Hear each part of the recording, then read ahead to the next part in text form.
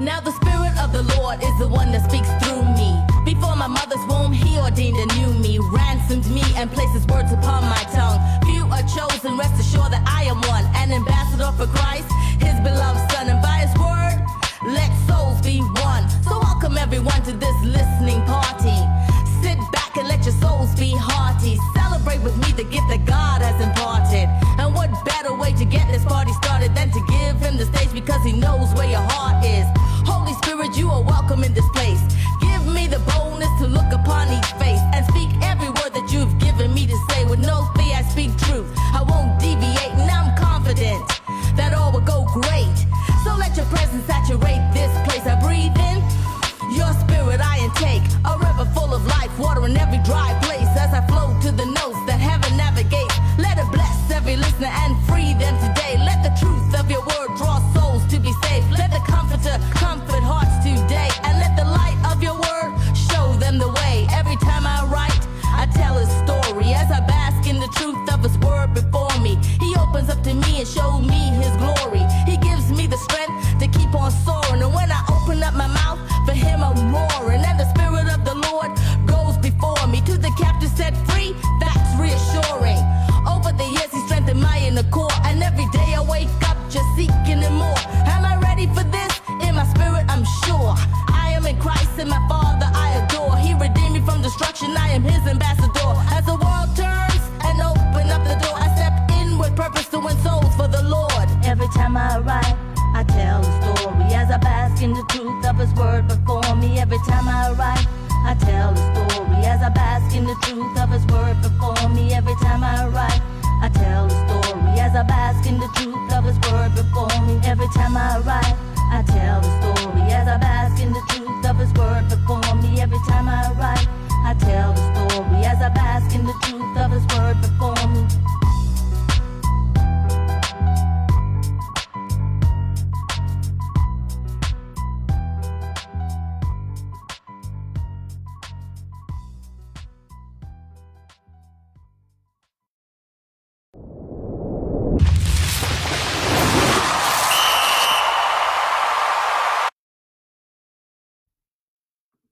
Hey guys, welcome to Tom the Bomb Sports Talk, the fastest growing show in the world. It's Monday, May 12th, and this is the day that the Lord has made. Let us rejoice and be glad in it. If you don't think it's a great day, just try missing one.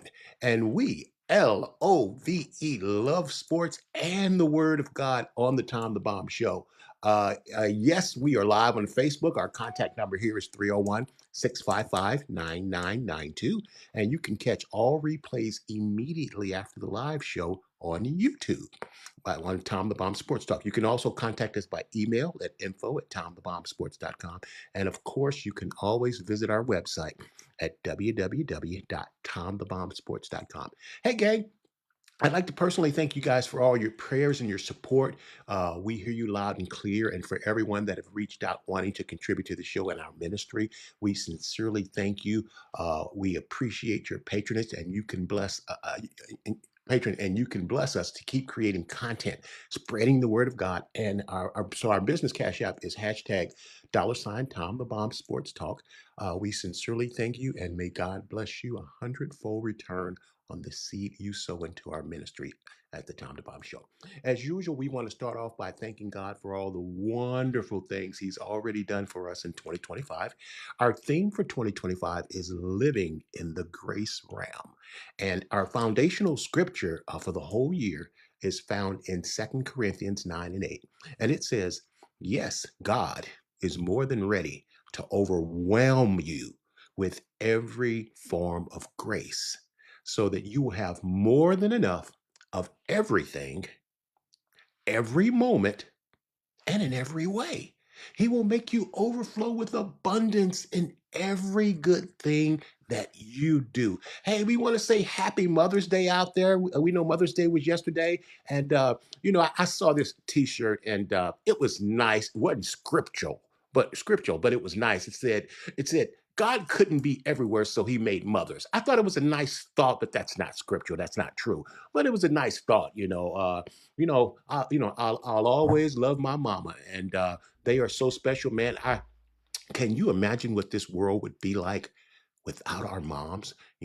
So hey, and for those out there who have actually lost their mom, whose mom has went home to be with the Lord, look, in Hebrews it talks about the heroes of faith, and the heroes of faith is actually your families, 3, 4, 5 generations who are in heaven cheering you on. And I get great pleasure out there knowing that we're going to be with our loved ones forever. See, this life we're currently living right now is just like the preseason. And all you got to do in the preseason is make the team. And all you got to do to get on this team is to confess it with your mouth and believe it in your heart that Jesus died on the cross and that he rose on the third day. And if you do that, not only will you be saved, but you will be on the team. Hey, look.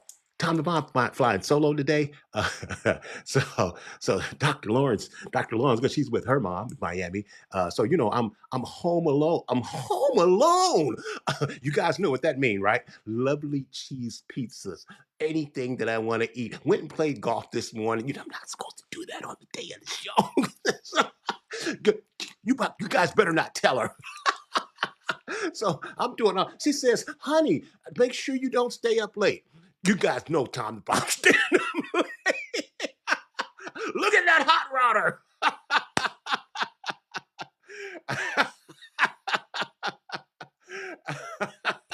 Hey man, no, I miss her. I miss her. Okay, look, let's get to our trivia question for the day. We got a trivia question for you guys today. Hey, so the trivia question was today. We're slowly working into Major League Baseball. So our trivia question for today is, who has the most Gold Gloves in Major League history? Think about that. Who has the most Gold Gloves in Major League history? That's a good one out there. Let's get to our poll question for the day. Our poll question. I'm not producing it. Let's get to our poll question for the day. Our poll question from last week. Chat GPT had put out the top 20 Major League Baseball players of all time in order, and they had Derek Jeter ranked number 14 in the top 20 Major League playoff players of all time. So the poll question was, does Derek Jeter belong in that top 20? And listen, Tom the Bomb was shocked because you guys out there say yes. You say yes, Derek Jeter is in the top 20 of all time. Listen, and I'm just gonna be frank. Everybody has an opinion. Opinion is like elbows and keyholes, right? Right. Everybody's got their opinion. But you guys out there say yes, Derek Jeter is a top 20. And I'm just gonna tell you guys, I love sports. I love baseball. I love basketball. But baseball is my favorite. Tom the Bomb has forgotten more baseball than most people know. And I'm just going to tell you guys, there's no way in the world and I love Derek Jeter, but there's no way in the world that Derek Jeter is a top 20 Major League Baseball player. Listen, they had Derek Jeter ranked ahead of Barry Bonds and Ken Griffey Jr. Now, you are outside of your mind if you tell me that you would take Derek Jeter over Ken Griffey Jr. or Barry Bonds. They had him ranked ahead of Cy Young. They had him ranked. It was ridiculous that the guys that they had him ranked, and I give it no credit because they didn't even have Albert Pujols in the top 20. And you guys know, Tom the Bomb, that Albert Pujols is my favorite player of all time. But Albert Pujols' first 10 years in the major league is better than anybody in the history of baseball. Think of Babe Ruth and Jackie Robinson. Think of all the great baseball players. Albert Pujols' first 10 years in the major league are better than anybody who's ever played the game. So how does Albert Pujols not appear in the top 20, but Derek Jeter is 14? You got to be kidding me. Tom the Bomb vehemently disagrees with our viewers who say, yes, Derek Jeter is in the top 20. Well, it is what it is. Okay, so it is what it is. So let's move on. So yes, he is. So hey, gang, what are we watching tonight? Okay, we got a lot. We got a lot to watch. We got the NBA playoffs. We got the Boston Celtics versus the New York Knicks at 7:30 p.m. Eastern, and then at 10 p.m. Eastern, we got the Minnesota Timberwolves versus the Golden State Warriors. We also got NHL playoff hockey tonight as well. Felix is going to be with us in a little bit, and we're going to talk a little bit of hockey. We got a ton to cover on today's show, so let's just get right in it. Let's get right in it. Okay, hey gang, listen. Last week we had well, first of all, I apologize that we lost our sound during our Jim Dent Memorial tribute last week. So I'd like to start off right there because I feel it was an important acknowledgement. And so, we lost Jim Dent last week. One of our pioneering Black professional golfers has passed at the age of 85. My main man, comedian Coy, recently asked about adults caddying. Well, Jim Dent and his brothers grew up caddying in Augusta, Georgia, eventually working at the Masters and honing his game at the municipal course known as the Patch. He went on to become one of the PGA Tour's longest hitters and one of the top Black golfers of our generation. Jim Dent transitioned, like I said, Friday, May 2nd at 85, a week before his birthday. It's reported that he suffered a stroke. Dent said, "What I learned from golf has carried me throughout my whole life. You had to be honest, you had to work at it, and if you broke the rule, you had to turn yourself in." Jim Dent played in 11 majors and won 12 times on the PGA Champions Tour after turning 50. He earned his PGA Tour card in 1970, and he won the World Long Drive Championship in 1974. But his longevity on tour proved he was more than a long hitter. Augusta National has actually named the road leading into the Patch as Jim Dent Way in 2020 as a tribute to Jim Dent. Later, Dent was inducted into the Caddy Hall of Fame. Did you guys know that there was a Caddy Hall of Fame? Yes, there is a Caddy Hall of Fame. And his son, Jim Dent Jr., is now the head pro at the Patch Golf Course. Now, Tiger Woods is actually in the process of designing a brand new par 3 course called the Loop at the Patch. A loop, for you guys out there, caddies, when they carry your bag for 18 holes, they call that a loop, okay? So to honor Jim Dent and all the Augusta caddies who played there. So hey guys, let's get it. Let's get it. Um, Alrighty. So we're starting off. I want to get you guys caught up. There's so many games over the weekend. In Game 3, the Cleveland Cavaliers got off the canvas and finally got a win, 126-104 over the Indiana Pacers, after sending the Cavs to defeat in Games 1 and 2 with a spectacular game-winning shots by Tyrese Halliburton. But Tyrese Halliburton was a no-show in Game 3. The Cavs made it to series, getting back to one and two in the series on Friday night in the Eastern Conference semifinals. Donovan Mitchell has been an absolute superstar warrior for the Cavs, scoring 43 points and 9 rebounds, refusing to let another fourth quarter lead slip away. Mitchell literally took the game into his own hands, not trying to preserve the lead, but ferociously attacking the basket every chance he got. He played like they were losing instead of leading the game. He was the aggressor for 4 quarters. It cannot be overlooked that the Cavs were missing 3 of their starters in the first 2 games. NBA Defensive Player of the Year Evan Mobley, and key midseason acquisition DeAndre Hunter, and All-Star point guard Darius Garland both returned from injuries. Mitchell was outstanding, but he needed a little help from his friends. Max Strus made 4 threes and added 20 points, 7 rebounds, and 7 assists in a game the Cavs never trailed. They dominated the boards 56-37 edge using a zone defense to slow down the Pacers' high-flying offense. Now, Benedict Mathurin led the Pacers with 23 points.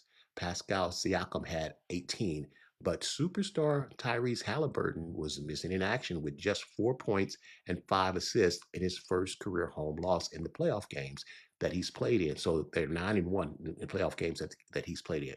Now, the Cavaliers brought a more physical game to Game 3, which set up Game 4 Sunday night. And Tom the Bomb was all excited to sit down and watch a great playoff competitive Game 4 with the Cavs and Pacers, and an old Mike Tyson fight broke out, meaning it was over in the first round. Literally, if it had been a prize fight, the ref would have stopped the fight. I mean, he'll knock you into tomorrow, Rock. It was that kind of thing. The corner man would have thrown in the towel. Yeah, it was that shockingly bad. I can't remember a basketball team the Pacers being that hot. Well, wait a minute. Well, Villanova over Georgetown in the 1985 NCAA National Championship game. That was pretty. They were pretty hot.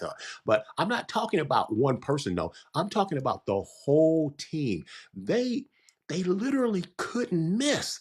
But what was equally shocking was the Cavaliers, the best offense in basketball, not being able to buy a basket to make a shot. I'm talking about a team that's a defense first team in Cleveland. They allowed 102 points in the third quarter. The Cavs had the fourth best turnover rate in the NBA. And they had the fourth best turnover rate in the NBA, and they had 18 turnovers before the fourth quarter, 22 turnovers overall. The game two collapse that the Cavs had has really cost the Cavs. They'll think about that game for the whole offseason because this series is officially over.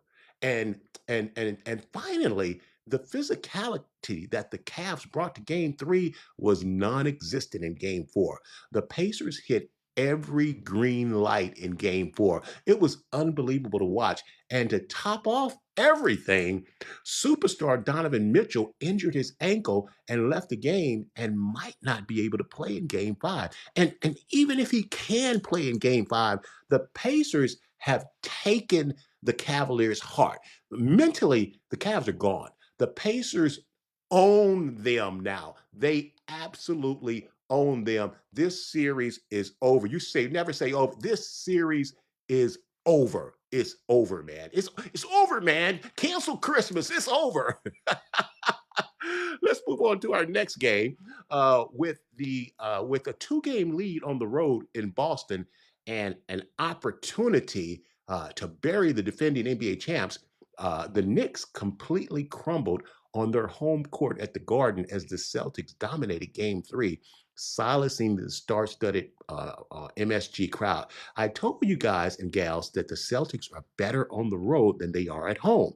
These were the Celtics that have crushed the Knicks all season long. That was supposed to breeze through the Knicks and repeat as NBA champs. That so many talking heads and experts had predicted.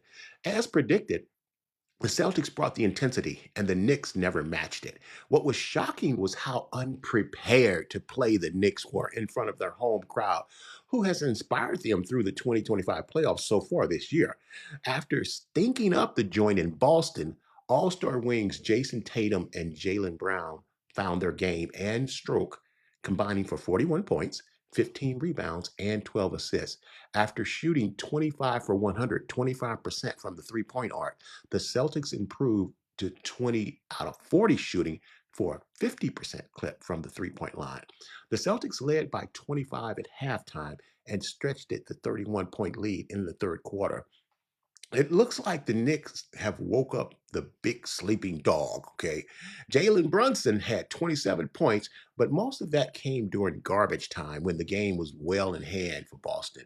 So, real quick, I just want to give you guys what I feel are five keys to this series that will determine who wins this series. Okay.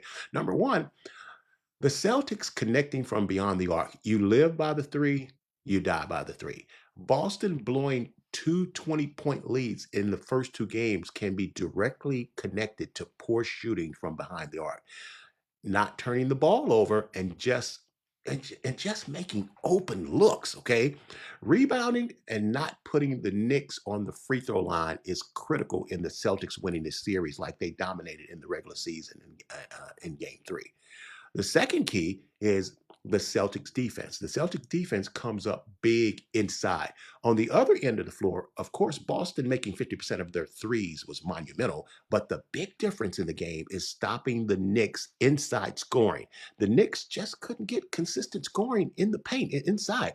Shooting 50% in the paint is not good. The NBA average is 57% in the paint. The Celtics paint defense included some spectacular blocks. They had 8 blocks from 5 different players in game 3. After getting 39 transition points in games 1 and 2, the Knicks were held to just 8 transition points in game 3. Now, look, in the playoffs overall, what I want you guys to do, I want you to pay attention I want you to pay attention to which team seems to score easily and which teams have to work really, really hard to score. It's a good indicator of who's going to win. They, they can Celtic. The Celtics have their full attention. Two of the best defensive guards in Derek White and Drew Holiday. The third key I want you guys to pay attention to is the slow starts are killing the Knicks. The slow starts are killing the Knicks. They're not getting enough from their starting five. They're not going to be able to sustain continually comebacks against the Celtics. The Knicks have to get off to a better start and start winning the first quarter. The Knicks have lost the first quarter in the last two games by 27 points. There has to be there has to be a sense of urgency in the first quarter. Stop playing catch up with the Celtics. You're not good enough to do that, Knicks. The fourth key point I want to make is that the Knicks have to defend the 3-point arc better. The Celtics are telegraphing their offense. They consistently set a ball screen for Jason Tatum for whomever is guarding Karl Anthony Towns. Boston is consistently running that play back to back to back on offensive possessions. Al Horford sets the screen and then rolls to the 3-point line. I see it. Why don't the Knicks see it if I see it? In the playoffs, in a 7-game series, it's about making adjustments. Make the adjustment, New York. Make the adjustment. If Tom the Bomb is seeing it, how are you guys not seeing this? And then the fifth point I want to make, key point, is early offense is good offense. Okay. While the Knicks had just 8 transition points in game 3, the Celtics had 20 points. They had 20 points in transition points. Offense is about offense is about seeking mismatches, and the best time to do that is in transition. The team that takes advantage of this is going to win. Okay. Remember, who's getting easy buckets is key in the playoffs. It's why the Celtics have been so successful, because their offense is all about early offense and spacing to get mismatches. They dictate the tempo by getting proper spacing on the floor as quickly as possible. Now, watch how they pass the ball around the perimeter to get those open looks. Okay, that's going to be key. All right, let's move on to our next game. Tom the Bomb producing today. You guys got to work with me. I ain't got my beautiful producer with me. All righty, so. With the 3-time MVP, Nikola Jokic, being the worst player on the court, the Denver Nuggets found a way to beat the OKC Thunder in overtime, 113-104. The Nuggets overcame a 0 for 10 outside shooting game from Nikola Jokic to earn a major character win and go up 2-1 in the series against OKC Thunder. Now, Nikola Jokic came dressed to game 3 in the Joker suit, purple with green, and then he performed like a court jester. But his teammates refused to allow his box score to be a punchline. They bailed him out and they gave him enough time until he could show up for the last laugh at the Thunder's expense. The Nuggets won in spite of their MVP. They won a game that they had no business winning. Okay, but that's the kind that's kind of what they did against in the Clippers series. Now the Joker has a total of 18 assists, but he's got 21 turnovers. He shot 6 for 23 from the floor in regulation and missed an opportunity to win in regulation on the buzzer. Now, the Thunder's defense has clearly flustered Jokic, who still managed to score 20 points with 16 rebounds and 6 assists. Boy, how'd you like to have an awful night like that with those numbers? Okay. Now, the Thunder has done a great job of shrinking the lane and still getting out to cover the Nuggets 3-point shooters. So, so to not get this win in game 3 is kind of shocking. But like I mentioned earlier, Jokic had help from his friends in Jamal Murray, Michael Porter Jr., and Aaron Gordon. The Thunder made the regular season look so easy with 68 wins and the number 1 seed by 16 games. They had a net rating not seen since the Michael Jordan Bulls team. And what this does, this shows you why the NBA playoffs are a different beast than the regular season. Okay. OKC now needs to win 3 of the next 4 games to advance. I'm not putting it past them, mainly because as a Nugget fan, I see how OKC scores a lot easier than the Nuggets. They're giving Jokic a fit down low. They're banging him. They're mugging him, and he's not getting enough calls. What Denver has going for them is they're winning the clutch games. Okay, OKC is still young and inexperienced, so Game 3 leads us right into Game 4, and the Thunder finally woke up. A clutch game, winning a clutch game 92-87 on the road in Denver at altitude. Offense was hard to come by for both teams. I mean, the Nuggets had a playoff record. They only scored 8 points in the first quarter. As the playoff intensity defense is really fun to watch. OKC found just enough scoring to salvage a tough win and tying the Western Conference semifinals 2-2, avoiding a problematic 3-1 deficit. Game 4 wasn't pretty at all, but the competitive intensity was great. SGA scored 9 of his team's high 25 points in the fourth quarter, adding 6 boards and 6 assists. OKC bench outscored Denver's bench 35-8. That's Denver's weakness. They really don't have a true backup center, and their bench is weak. So making up for them, the others, the OKC starters. After falling behind 69-63 after 3 quarters, the Thunder outscored the Nuggets 29-18 in the fourth quarter. The Thunder defense has continued to frustrate Nuggets star Nikola Jokic. He had 27 points and 13 rebounds, but he was 7 for 22 shooting. Jamal Murray and Christian Braun had 17 points each, and Aaron Gordon had 15 points and 16 rebounds for the Nuggets. Look, if the Denver Nuggets win this series, Aaron Gordon's going to be the MVP. SGA led the way again for OKC with 16 points, 6 rebounds, and 5 assists. Now, Game 5 looms large. The winner of Game 5 in a 2-2 series goes on to win that series 81% of the time. That game is going to be played on Tuesday in Oklahoma City at 9:30 p.m. Eastern on TNT. Uh, who? Look out, folks. The Joker has lost his rhythm. He better find it fast. Now, these are just some keys I want to go over. Murray is money. He has to take the lead offensively and take the pressure off the Joker. Aaron Gordon is the Nuggets' secret weapon, and he has to continue to play like an MVP. Now, SGA actually has been shrinking down the stretch, and the Nuggets have to take advantage of this. It's interesting that the two MVP candidates aren't playing like MVPs.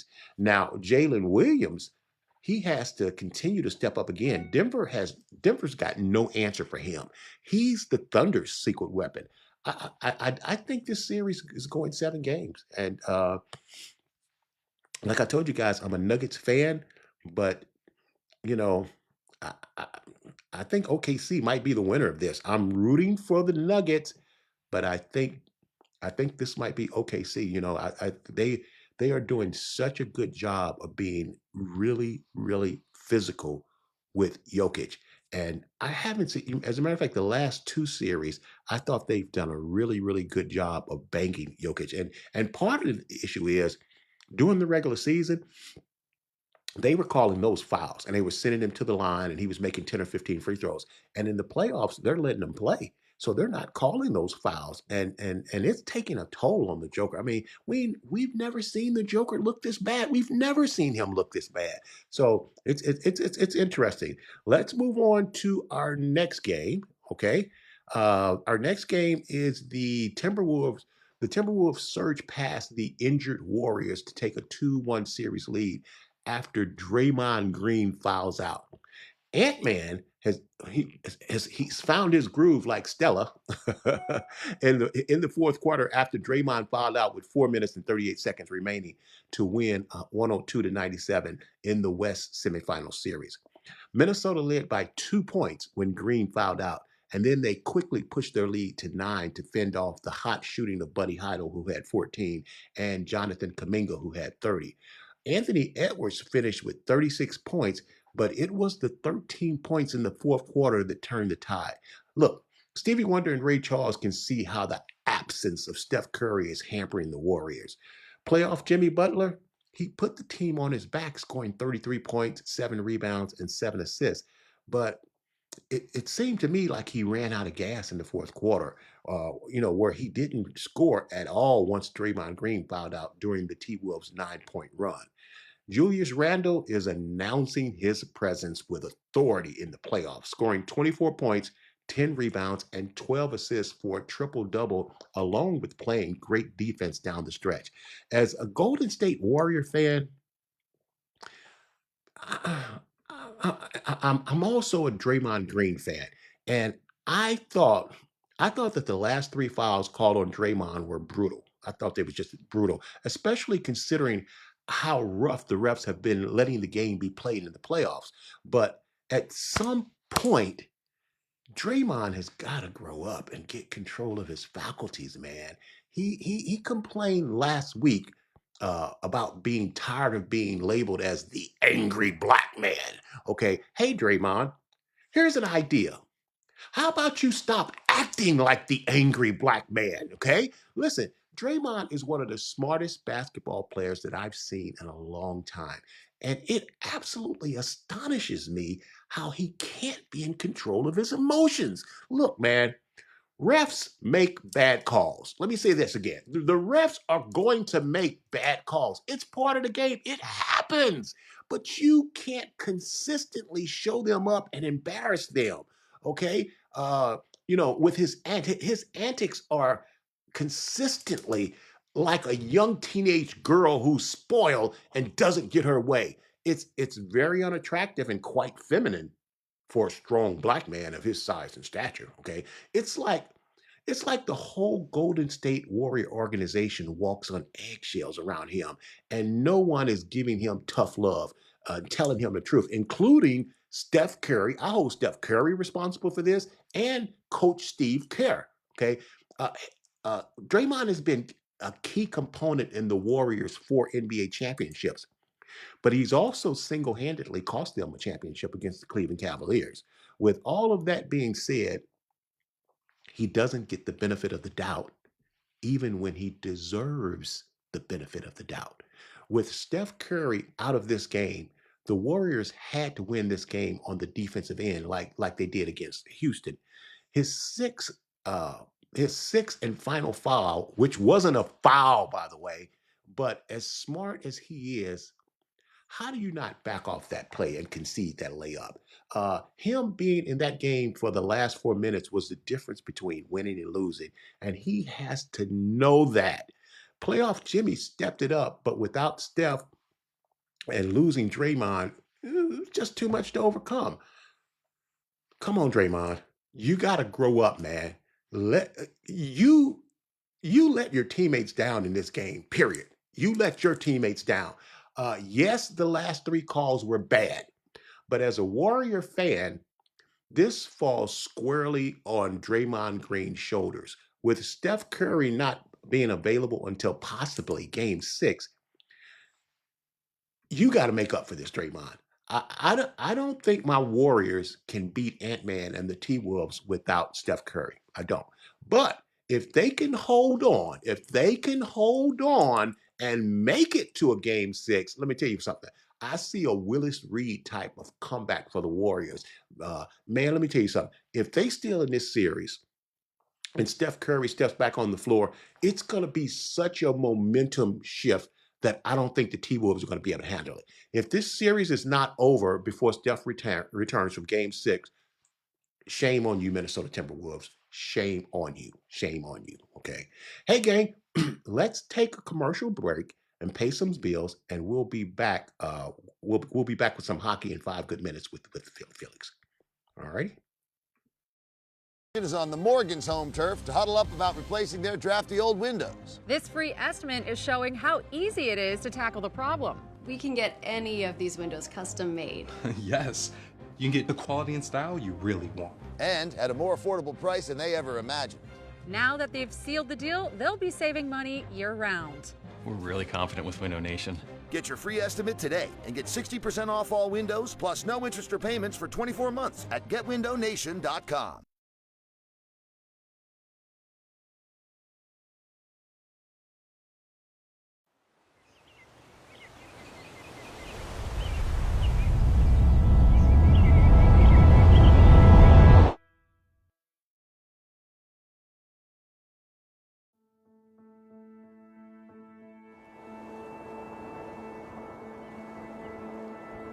Sheltered by the Sea of Cortez, Danzante Bay is a pure and peaceful oasis, an uncrowded retreat where your options are as vast as your views.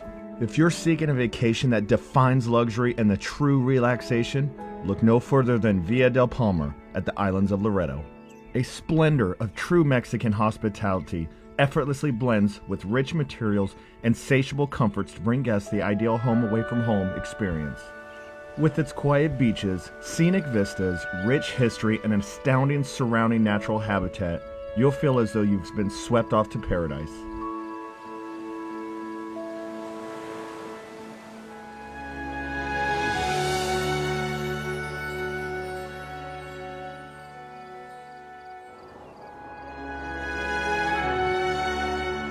Not to be outdone, Reese Jones has crafted TPC Danzante Bay, a brilliant, multi-themed 18-hole golf course that runs over and through valleys, arroyos, dunes, and foothills.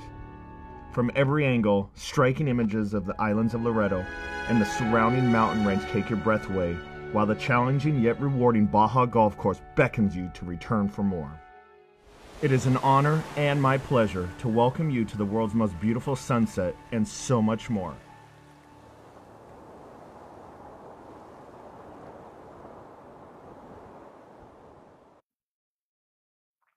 And we're back. Hey, listen, the Carolina Hurricanes blanked our Washington Capitals to take a 2-1 series lead for a period or so on Saturday night.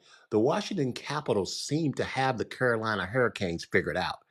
Frederick Anderson had 21 saves as the Carolina Hurricanes defeated the Washington Capitals 4-0 on Saturday night for a 2-1 lead in their second round playoff series.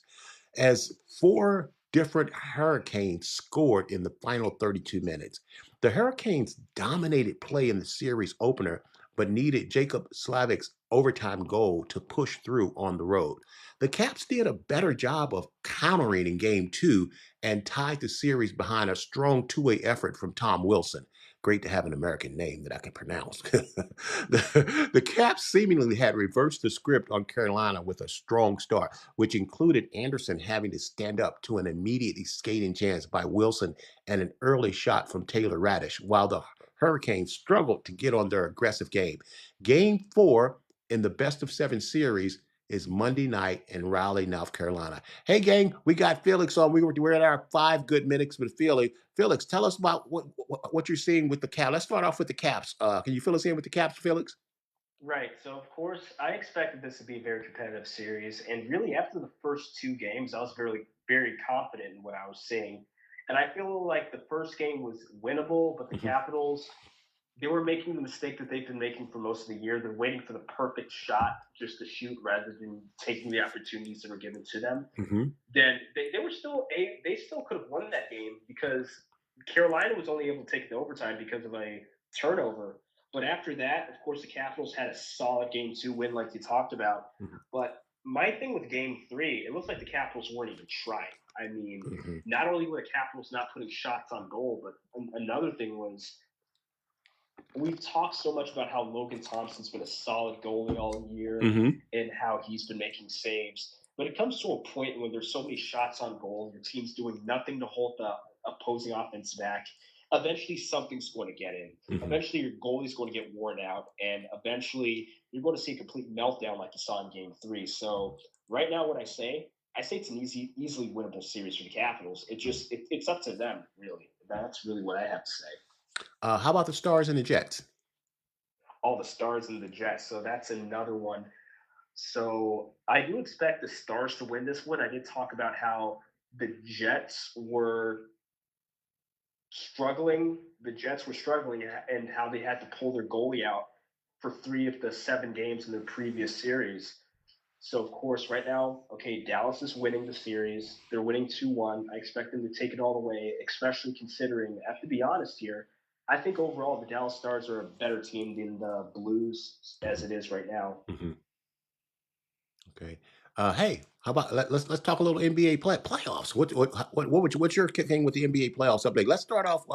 Man, did you see that game with the Pacers and the Cavs? Can Can anybody explain that? We've been talking about how explosive the Indiana Pacers offense was, but that was unreal. The only thing I could compare it to is if it had been a heavyweight prize fight, they would have stopped the fight. What's your thoughts on that game? I'd say this: at least the Cavs were able to come back from a 41-point deficit to make it a 20-point loss. But aside from that, the Pacers, the Pacers are. This is what I said about the Cavs. They're a solid team, yes. Mhm. They're the top seed, yes. But I've been saying this from the start of the season. They just don't convince me as a championship team just yet. And I think Mhm. what they need that star power. They're a good team. They have a lot of young talent, a lot of potential. But really, they just need that X factor. One or two players in the offseason they can pick up. And I think they could do it with these. And I think the Cavs could be a championship team within the next 2, 3 years max. Mhm. So, Yeah, I think this series is over. What's your thoughts? oh, absolutely. I second that. Man, Indiana is easily the most underrated team in the playoffs, man. Yes. Man, I have been so impressed. I do, not having Mobley and Darius Garland and I can't think of the third, and DeAndre in the first two games. That did hurt Cleveland. And Cleveland really should have won those first two games. Okay. But losing those games, this series is over, man. This series, whether Donovan Mitchell comes back or not, this series is over. They've already taken their heart. How about the Knicks and the Celtics? What are you seeing with the Knicks and the Celtics? Hmm. Well, I'd say this series is very unpredictable. I have no idea where it's going. Well, I would say, I'm not going to say I have no idea where it's going. I'd say it's a series that can go either way. Mhm. I think the Knicks, if they want to win this series, they need to close it out sooner than later. Why? I'd have to say this objectively speaking. I think the Celtics are overall the better team. The Mhm. Knicks caught lightning in the bottle. They made two back-to-back 20-plus point comebacks, Mhm. and they took an early 2-0 lead. But right now, as it stands, if the Knicks aren't careful, I think the Cavs can just win out the rest of the series. Mhm. But if the Knicks are smart, they could prolong the series. They could again, like I said, I think the Knicks their best chance is closing it out as soon as possible. Felix, there's two things going on here, which is weird. Number one, the Celtics don't play well at home. They play better on the road. And then the other thing is the Knicks play better when their back is against the wall. Okay. So I think the Knicks being up 2-0, that's an area that I don't think they're comfortable in. And I think the Celtics tie this series up tonight 2-2 because they're just better on the road than they are at home. And then it's 2-2. Now we're going back to Boston. And now the Knicks are in a position where, oh, we're in trouble. And then I see the Knicks winning game five. What's your take on that? Hmm. I think that's pretty solid right there. And again, going back to what I was saying, yeah, you're seeing dynamics that aren't quite normal. Playing better from behind. That's one thing, but it's another thing where you're talking about a team that plays better on the road than they do at home. Mhm. So I've seen it before, but it's again, this series is just odd all the way around. Mhm. It's just I would assume that no one expected the NBA playoffs to go the way it's been going on the Eastern or the Western Conference. And I've said it, this is probably the most exciting NBA playoffs ever, just based on how unpredictable it is. You're right. You know what? There really doesn't seem to be one dominant team. We thought it was OKC. Let's go right to the OKC and Nuggets series. What's your take on this series? Now, I'll say this for the OKC versus Nuggets series. I expect Denver to win this one, I but hope you're I'll at right. least say, right, but I would at least say that for OKC, they're putting up a better fight than the other young burgeoning team that is the Cavs with the Pacers. I mean, that's not saying very much, obviously, but I'd say that the Nuggets, you're talking about a team that's the series could go to 7 games, of course, Mhm. but you're talking about a team that's just stacked on different levels. Like basically, if you want to talk about how to build an NBA team for championship success, I look at the agree. Nuggets. Yeah. They have the starting players, the stars, and the bench. That's really what you need. If you focus too much on starting players, you don't have a solid bench, you're not going to do anything. If you focus too much on having all around talent, but you don't back it up with star power, can you hear me? Yeah. You don't back it up with that star power, that's not going to pan out like you're seeing with the Cavs. Felix, I think where my Nuggets are in trouble is their bench. Now, 2 years ago when they won the NBA championship, they had that bench. But just like in all sports, when you win a championship, your team gets pilfered. You start losing players, and they lost key players off that bench that they just weren't able to pay. And the Nuggets, the last 2 years, their weakness has been. I mean, come on, if when Jokic goes out of the game, Denver's offense just stalls. And Jamal Murray has the talent to carry that team. I think Jamal Murray needs to take a more assertive and aggressive role, even while Jokic is on the floor. And but I think their weakness is the bench. As a matter of fact, I would say what you're saying. Oh, I think OKC has done a great job of saying how to build a team because they are legitimately 8 to 10 deep at OKC, Also true. legitimately. How about my Golden State Warriors versus the Minnesota Timberwolves? Man, it's a tall order to beat these Timberwolves without Steph Curry. What's your take?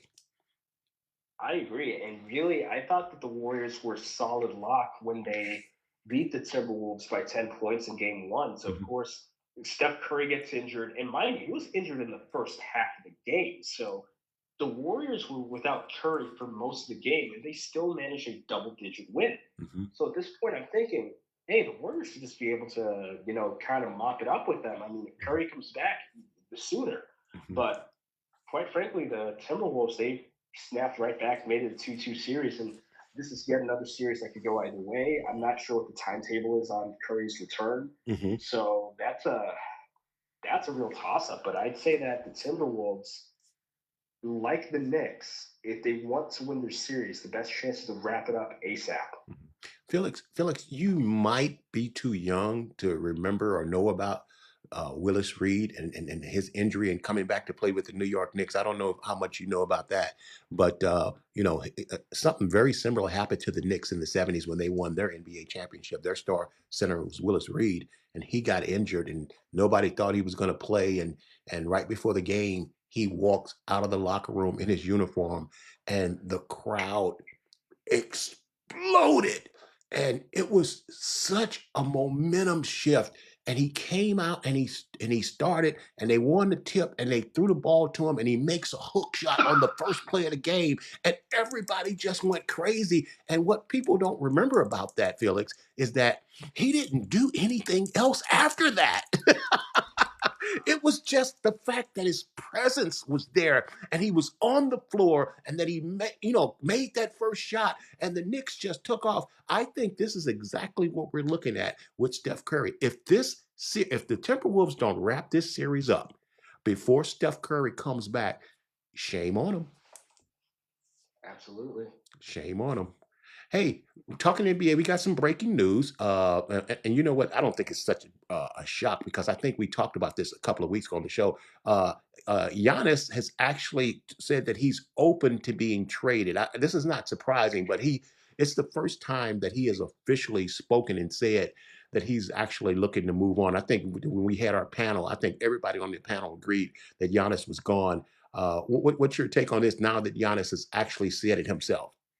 Yeah, we saw this coming from a mile away. I mean, you heard it here first. Yeah, So, yeah, yes, we did. You yeah, can get, you can get that kind of information on the Tom the Bomb Show. absolutely. He's got this spectacular young sports guy by the name of Felix Bassi, and he just comes in and he just drops nuggets like he's Midas, like he's got the Midas touch or something. You should be watching this show. Yeah, yeah. So what just what do you think? Giannis fits everywhere, so that's really not a good question. But what do you say? Here's Milwaukee has some weaknesses. They got a lot of weaknesses, so they got to find a team that's going to be able to give them something for Giannis. Right. Who do you see might be matching up for that? Do you have any ideas? Maybe not, but do you have any ideas? Okay, so I'm thinking about teams that are going to reach out to him. So I'm thinking maybe a team that needs someone to put them over the edge. They're there, but they need someone to put them there. So I'm thinking maybe the Knicks, maybe the Cavs, but I'm thinking the Lakers, they're solid too. So basically, generally speaking, teams that are solid, but they Mhm, may need that one extra piece to mhm, get them right there. mhm. So I'm thinking not Celtics. Definitely Lakers, Yeah. Knicks, and Cavs. Yeah. How about Miami? I think Miami could be a dark horse there. And you just talked about the Cavs needing another superstar. Boy, if he lands in Cleveland, oh, that's Mm. Katie. That's Katie bar the door. If he lands in Cleveland or even Houston. And you know I didn't what? consider that. You know what? I think Houston has enough talent that I think Milwaukee would be willing to barter with them because Houston is loaded with young talent, and that's what Cleveland did when they got rid of LaTravel James. That's how Cleveland rebuilt their team. You know, they got all those young guys from the Lakers, and that's how Cleveland rebuilt their team when they got rid of LaTravel. Hey, Felix, let's talk about the NFL schedules coming out, and also we got some other breaking news. Derek Carr has officially retired, you know? So get us caught up on the NFL upcoming schedules and some key games and talk a little bit about Derek Carr retiring and what this really means for the Saints now. Well, I just have three major leaks for the schedule. These aren't really leaks; they're just something that were already announced. So the opening game for the NFL will be the Eagles versus Cowboys. That will be the first game. So for the local beat, Washington Commanders, we know that we're going to be facing the Philadelphia Eagles in Landover on December 20th. Now, here's the thing: that date's really important. That day is the last Saturday before Christmas. So I noticed that the NFL likes to do Christmas games. Mhm. And last time we had Christmas games, the teams played on the Saturday before. So this isn't confirmed, but you can assume that the Commanders may have a game on Christmas Day. So that's one insight that I have. But another confirmed game, we know that the Commanders will be facing the Miami Dolphins in Spain on an unspecified date. So, right. And what's your thoughts on Derek Carr retiring? I'll say this. Definitely, as I say, best wishes. I hope everything's well with him. But I noticed that a lot of star players, or if not star players, higher profile players or younger players, they're retiring way earlier than we expect them to. So people often forget the physical toll that football takes on people, even if they don't suffer any major injuries that we hear about. People often take it for granted. So I remember there was a lot of controversy when Andrew Luck retired. They're like, oh, how dare you do that to the middle of the season and whatever. And I kind of got their frustration, but I'm also seeing it like this. Hey, this guy was injured. Andrew Luck was injured for half his career. I'm not even exaggerating. And the fact of the matter is, yeah, you might not like that, but this is Andrew. At the end of the day, this is Andrew Luck's life. We just see him for 3 hours on the television screen. Right.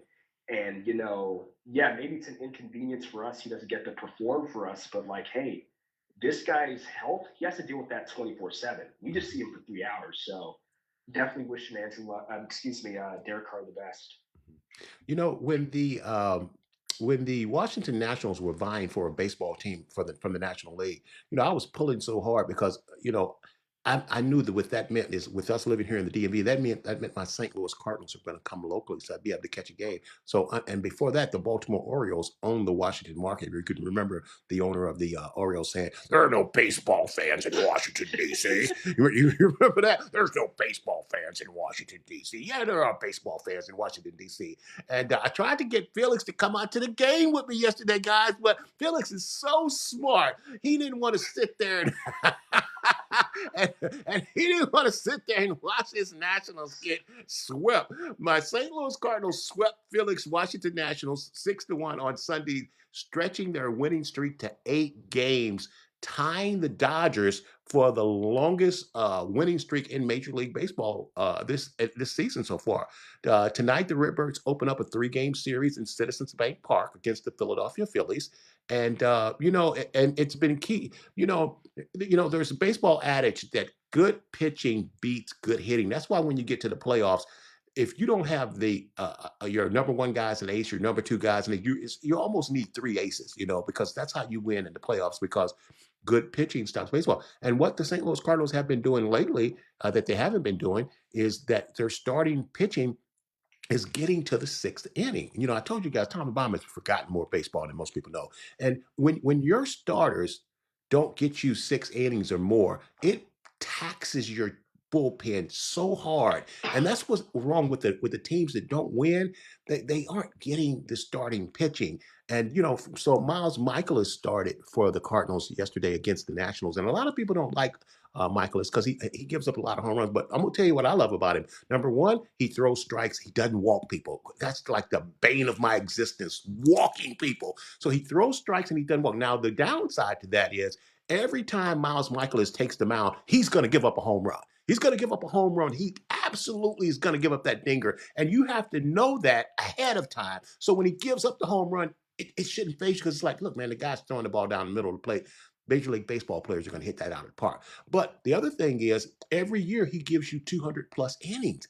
And that's key. When your starting rotation doesn't get you deep into the game, 6 innings and what I think they call it that, a quality start, Felix, if I'm understanding that correct.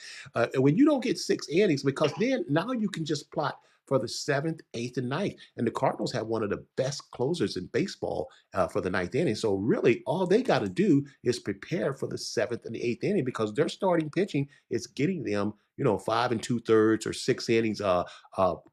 Andre Polani went almost 8 innings unscored on before he gave up a 2-run dinker. So that's really the key. They've been scoring consistently about 4.1 runs a game.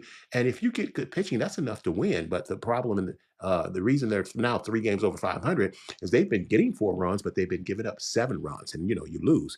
What was your take on the series, Felix? Talk to us about your Nationals. And let me just say this, Felix. I saw some young talent out there, and you guys play some really good defense, and you got some really good young players. Tell us about the Naps. So I'll say this about the Nationals. The problem with them,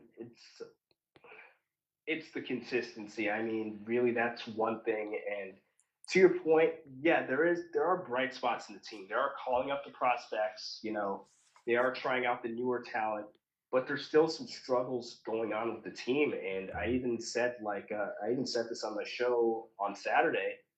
It's going further than the pitching now. Even our batter, that I was excited to get Joshua Bell back. He was one of the Right. marquee players on our offense. Then all of a sudden, he has the lowest batting average out of the qualified players. And before him, it was Dylan Cruz that had the lowest batting average of all qualified players. So really, I'm just looking at this Nationals team, and I'm going back to a point that I made at the beginning of the season. I think the biggest thing that the Nationals need to do, because you say good pitching beats good hitting. So I'm definitely going to say this. Get relief pitchers, focus on specifically release pitchers come trade deadline. And really, I like what we have with Mackenzie Gore. He's solid. I like Yes. I like what I see in some of our pitchers, but I'm thinking get some good relief guys. And with batting, I'm not even too upset about Dylan Cruz. Definitely not too upset about Joshua Bell. Why? That's baseball. Your batting goes up and down. That's natural. Even the best batter is going to go on a major slump. That just happens. So I'm not even worried about that. So really, as long as you have solid pitching, you should be secure. And I think Josh Bell, he's going to explode sometime or another this season. So I'm not too worried. Hey, Felix, was there anything else in sports that you wanted to touch on before we move on? Just two things. One, I'd say the Celtics' 2 losses, they kind of highlight the importance of not relying too much on the jump ball because they missed more 3-pointers than any other team in NBA history in those 2 games. So that's something to note.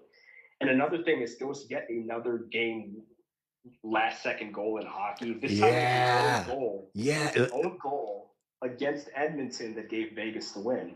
Yeah, that made me feel a little better about the Blues losing with 1.6 seconds. And then we talked about that on the show. And then this team turns around and loses with 0.4 seconds. I'm like, how do you do that, man? That's somebody. Is that somebody loafing or is it just a freak accident? I'll say this. I mean, the more you watch hockey, you kind of get used to that sort of thing. I saw the Capitals once have a 3-point lead in Game 7. Last 5 minutes of Game 7 against a rival New York Rangers, they give up the 3-goal lead in 5 minutes and lose in overtime. Game 7. Man. And what was more upsetting was like if the Capitals just won this one, and this happened multiple times. They lost on Game 7 to an own goal 2 seasons later, and that one was the worst because we would have faced Ottawa. That's an easy win to Nashville. That's a no-brainer. So, I mean, trust me, when you've seen this happen to your own team, it's kind of just eh. You know, Felix, one of my favorite sports movies that I love is Miracle. And Mm. when the U.S. upset the unbeatable Russian teams.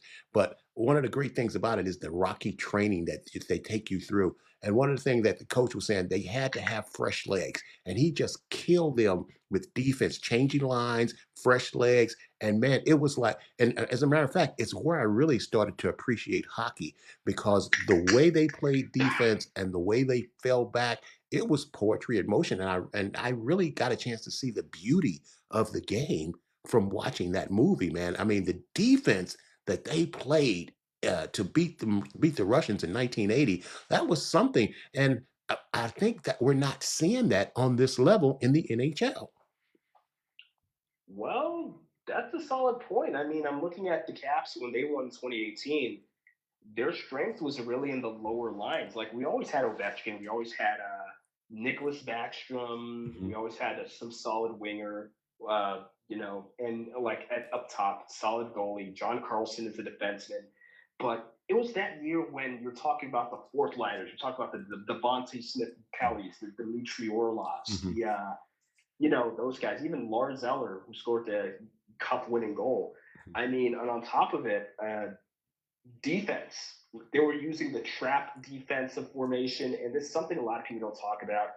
That was shutting down the NHL in the 90s. There's a whole documentary about that. But basically, defense and fresh legs, that's really the key to it. I mean, I'm shocked that, to your point, people are getting the memo. And I looked at the Lightning in the first round of the playoffs. Mhm. They were circulating between 11 players in one game. That's terrible load management in hockey. Why? Basically that's enough for two lines. And to give you an idea, doing 2 minutes in a line is considered long. So if you're only going between two lines and you're only supposed to field your guys for 2 minutes, you can guess how that's problematic. Mhm. Hey, Tom the Bomb's trying to fool you with my hockey knowledge.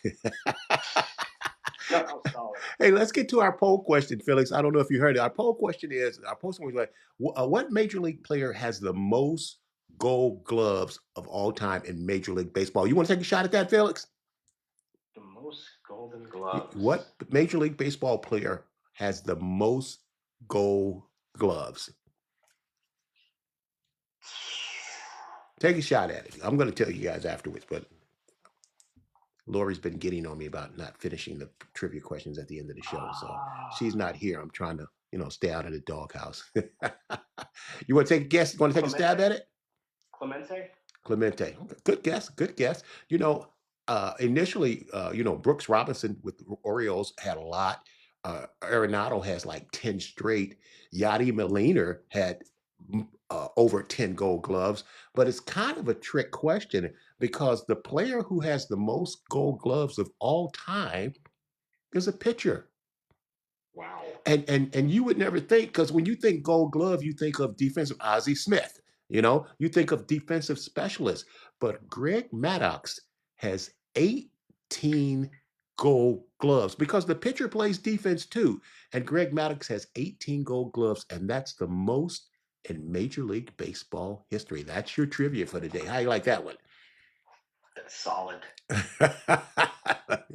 Hey, gang, that's our show for today. Don't forget to like and subscribe us on YouTube and hit that like bell, please. If you're enjoying the content and you'd like to bless our ministry, you can sow into the Tom the Bomb Sports Talk by Cash App apping us at $ Tom the Bomb Sports Talk. And don't forget to check out our website at www.tomthebombsports.com. You can also email us at info@tomthebombsports.com. Hey, gang, for a dynamic, in-depth sports analysis and highlights for sports in the DMV and more, check out the Washington Sports Den on Thursdays at 2 p.m. Eastern on WBGR with my main man, Mr. Felix Bassey. Future so bright he needs to wear shades. Man, time flies when you're having fun. We're out of time here, but we sure do thank you for spending your time with us. Listen, we don't take that for granted. Listen, may the gates of heaven open and pour an abundance of blessings down on you that there won't be room enough to contain it as you live off the overflow and step boldly into the realm of grace. Remember, if you want it, you got to confess it with your mouth and believe it in your heart, okay, that Jesus died on the cross and that he rose on the third day, not a Thursday, just for you. Remember, darkness cannot drive out darkness. Only light can do that. And hate cannot drive out hate. Only love can do that. Listen, man, God bless you guys. We thank you for joining us. You guys have a blessed week. We'll see you next week on this same bat time, on this same bat station. You guys have a good week. Felix, thank you as usual. You were excellent. You guys say bye to Felix. Say bye, Felix. You guys have a good night. We are out. I made it without Lori. Oh, I'm sorry. That's your 5 good minutes with Felix. Okay. See you guys. All right. Well, I almost made it. There we go.